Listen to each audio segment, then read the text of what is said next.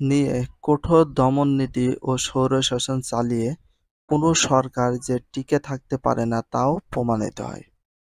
বাঙালির নতুন এ জাতীয়তাবাদী চেতনা পরবর্তীকালে সকল আন্দোলন ও নির্বাচনে প্রেরণা জুগিয়েছে।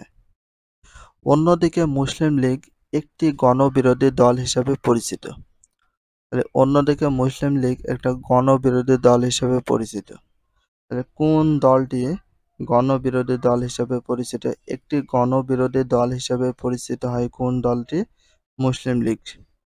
1957 সালের মধ্যে দলটি বহুধা বিভক্ত হয়ে পাকিস্তানের রাষ্ট্র ক্ষমতা থেকে বিদায় নেয়। কত সালের মধ্যে? 1957 সালের মধ্যে দলটি বহুধা বিভক্ত হয়ে পাকিস্তানের রাষ্ট্র ক্ষমতা থেকে বিদায় নেয়। পরবর্তীতে 1970 সালের নির্বাচনে এ দলটি পূর্ব পাকিস্তানে একটি আসনও পায়নি। মানে 1970 সালের নির্বাচনেও এ দলটি পূর্ব পাকিস্তানে একটি আসনও পায়নি, সেটা হচ্ছে কি মুসলিম লীগটি। মুসলিম লীগের পরাজয় ও যুক্তফ্রন্টের বিজয়ের কারণ। স্বাধীনতার পর থেকে মুসলিম লীগের ভূমিকা বাঙালিকে ক্ষুব্ধ করেছিল। আর ভাষা আন্দোলনে বিজয়ের ফলে দেশের রাজনৈতিক পরিবর্তনের জন্য তাদের আকাঙ্ক্ষা বেগবান হয়ে ওঠে। যুক্তফ্রন্টে বিভিন্ন দল ও মতের মানুষ একত্রিত হয়েছিল। এটি যুক্তফ্রন্টের সহজ বিজয়ের অন্যতম কারণ। যুক্তফ্রন্টের বিভিন্ন দল ও মতের মানুষ একত্রিত হয়েছিল, এটি যুক্তফ্রন্টের সহজ বিজয়ের অন্যতম কারণ। যুক্তফ্রন্টের বিভিন্ন দল ও মতের মানুষ একত্রিত হয়েছিল বলে যুক্তফ্রন্ট সহজে বিজয়ের অন্যতম কারণ হয়ে যায়। এই জোটের কর্মসূচিতে জনগণের আশা আকাঙ্ক্ষা প্রতিফলন ঘটে। বাংলা ভাষার মর্যাদা দান, প্রাদেশিক স্বায়ত্তশাসন।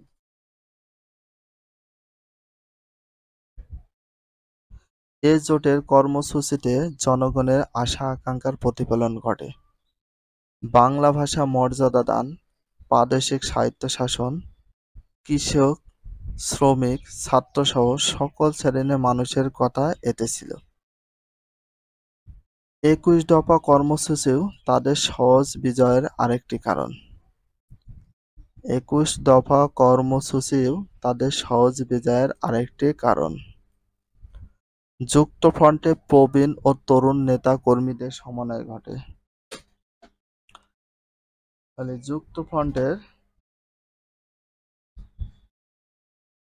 যুক্তফ্রন্টে প্রবীণ ও তরুণ নেতা কর্মীদের সমন্বয় ঘটে। তরুণ নেতা অথবা প্রবীণ নেতাদের সমন্বয় ঘটে। প্রবীণ মানে তরুণ বলতে ছোট বাচ্চা, প্রবীণ মানে নতুন। পাশাপাশি তরুণদের প্রচার অভিযান ছিল চোখে পড়ার মতো। অন্যদিকে মুসলিম লীগের কর্মসূচি ছিল অস্পষ্ট, গোঁজামিলে ভরা। গণবিচ্ছিন্ন নেতা কর্মীর যুক্তফ্রন্টের কর্মীদের প্রচারাভিযানে জোয়ার ভেসে যায়।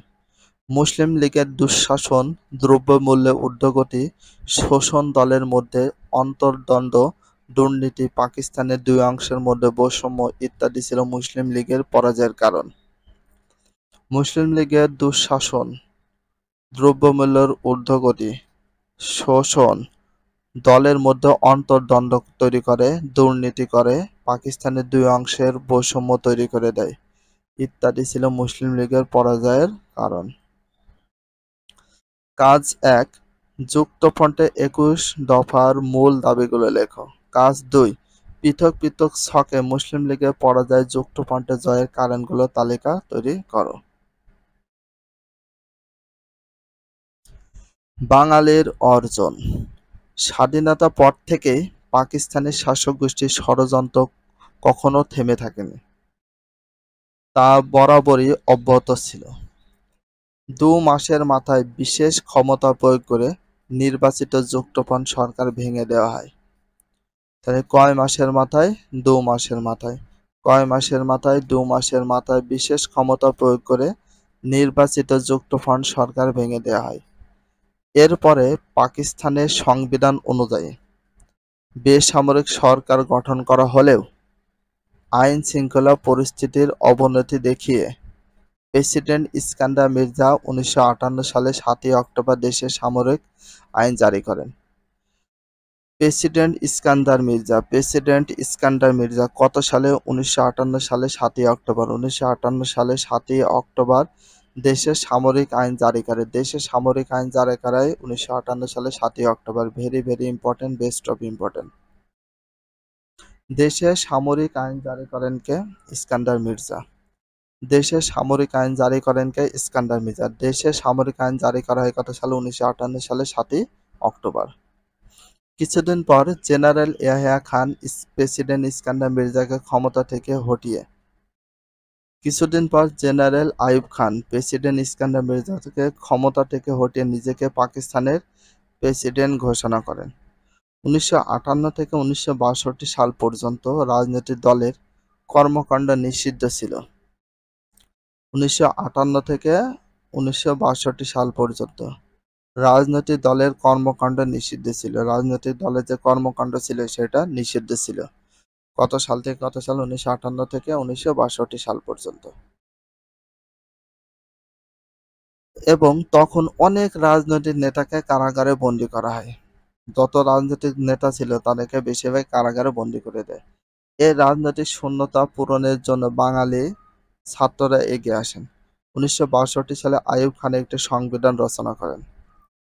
আইয়ুব খান একটি সংবিধান রচনা করেন কত সালে? 1962 সালে। তাহলে একটি সংবিধান রচনা করেন কে? আইয়ুব খান।